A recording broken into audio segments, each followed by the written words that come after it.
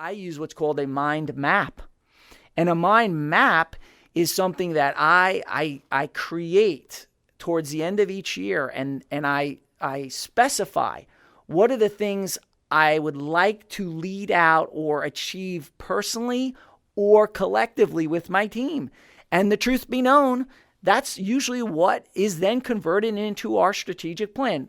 Because I'm sitting in that leadership role. Absolutely. You may not be in the top leadership role, but the same applies. The same applies. You should have your own mind map that converts into your own strategic plan of what you want to accomplish and how you're going to contribute to the success of the organization you're serving. And one of the words that you highlighted right from the beginning was execution, because we can set goals.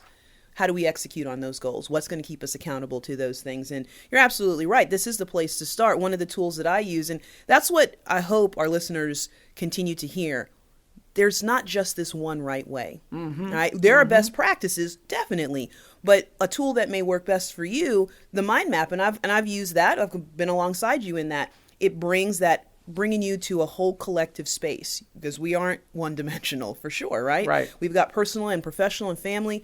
But then I step into, okay, now that I've seen what that mind map says, where do I go from there, and how do I execute on those goals? And the 4 disciplines of execution, this 4DX model, which brings out, here's my wildly important goals for that 12 months. Mm-hmm. Now, what are the lead and lag measures that I'm going to use? What do I have to do to go back now to step into that calendar on a daily basis, on a weekly basis? What has to be happening monthly?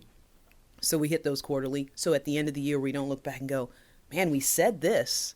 How are we going to get here? To the roadmap. So I hear so many of our colleagues say the very same thing. I set goals, and then I look up and have no clue how to get from here to there. And that's where we hijack our own time. We talk about hijacking the calendar. We hijack our own goals right from the get-go when we don't take the time, make the time, and say that's important.